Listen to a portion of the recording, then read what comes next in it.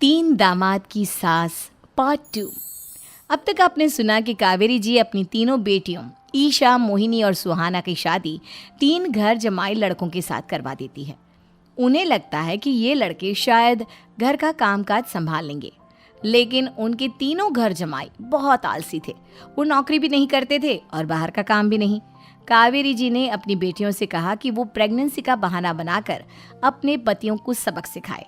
अब सुनिए आगे।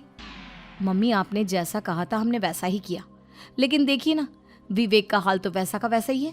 घर में ना सुबह का नाश्ता बनता है और ना खाना। नौकरी पर जाने की बात करूं तो खाने को दौड़ते हैं मुझे। हाँ मम्मी, मैंने भी सुमित को कितनी बार कहा कि अगर नौकरी नहीं करनी तो कोई छोटी सी दुकान ही खोल लो, घर का खर्चा कैसे चलेगा।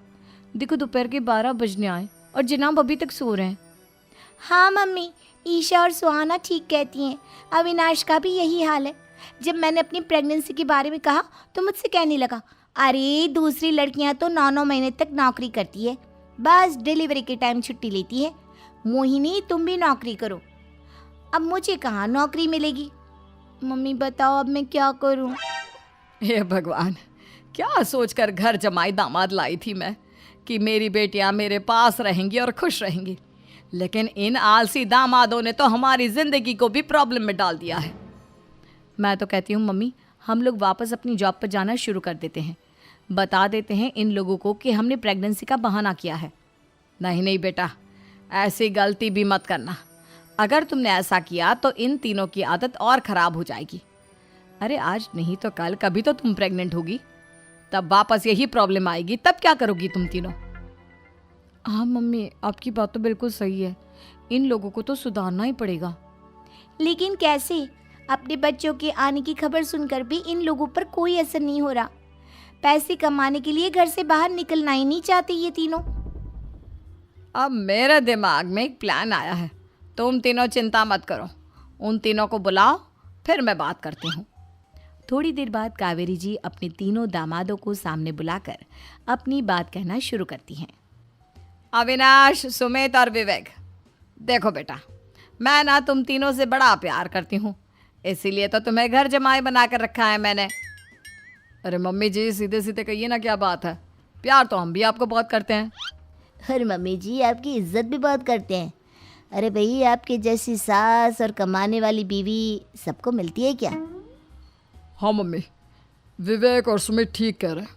आपकी बेटी से शादी करके मेरी तो ज़िंदगी ही अच्छी हो गई है। जानती हूँ मैं, और ये भी जानती हूँ कि तुम तीनों अपने अपनी बीवियों से बहुत प्यार करते हो। बेटा, बात ऐसी है कि हमारे कुल गुरु ने कहा है कि प्रेग्नेंट होने के बाद मेरी तीनों बेटियाँ शुरू के 4 महीने हमारे गांव में जाकर रहेगी, जहाँ मेरे चाचा जी रहते हैं। अरे लेकिन क्यों मम्मी, गांव में जाकर रहने की क्या ज़रूरत है इन तीनों को। वो क्या है ना बेटा, हमारे परिवार को एक श्राप है। अगर मेरी बेटियों ने यहाँ पर बच्चा पैदा करने की कोशिश की तो उनके बच्चों को कुछ भी हो सकता है। इसलिए अब से लेकर 4 महीने पूरे होने तक इन्हें गांव वाले घर में रहना पड़ेगा। हाँ तो इसमें प्रॉब्लम क्या है मम्मी जी? हम भी वहाँ जाकर रहेंगे, पिकनिक मनाएंगे। अरे भाई, बीवी जहाँ हम भी वहाँ। हाँ यार, आइडिया तो बहुत अच्छा है। शहर की ज़िंदगी में रह रहकर परेशान हो चुके हैं, अब कुछ दिन गांव में बिताएंगे। तुम लोग समझने की कोशिश क्यों नहीं करते। तुम में से कोई भी वहाँ नहीं जा सकता, और मैं यहाँ रहूँगी ना तुम तीनों के साथ। 4 महीने की तो बात है, उसके बाद ये तीनों ही लौट कर आ जाएंगी। ठीक है मम्मी जी, अब हमारे बच्चों का सवाल है तो ये तो करना ही पड़ेगा। कावेरी अपनी तीनों बेटियों को कुछ दिन के लिए घर से बाहर कहीं दूसरे शहर में रहने के लिए भेज देती है। कुछ दिनों के बाद, अरे मम्मी जी, बहुत दिन से पिज्ज़ा नहीं खाया, मंगवाइए ना। क्या बताऊं बेटा, पहले तो बेटियां खर्चा दे देती थी क्योंकि उनकी नौकरी थी, लेकिन अब तो मेरे पास पैसे ही नहीं बचे। थोड़े बहुत पैसे हैं जो बच्चों की डिलीवरी में काम आएंगे। लेकिन मम्मी जी, आपकी बेटियों को वापस आने में तो अभी बहुत वक्त बाकी है। वही सोच सोच कर परेशान हो रही हूँ। सोच रही हूँ कल से दूध भी बंद करवा देती हूँ। अब दूध वाले को देने के लिए पैसे भी तो नहीं है ना। अरे नहीं नहीं मम्मी जी, अगर दूध भी बंद करवा दोगी तो मुझे चाय कहाँ से मिलेगी, और चाय के बिना मैं तो मर ही जाऊँगा।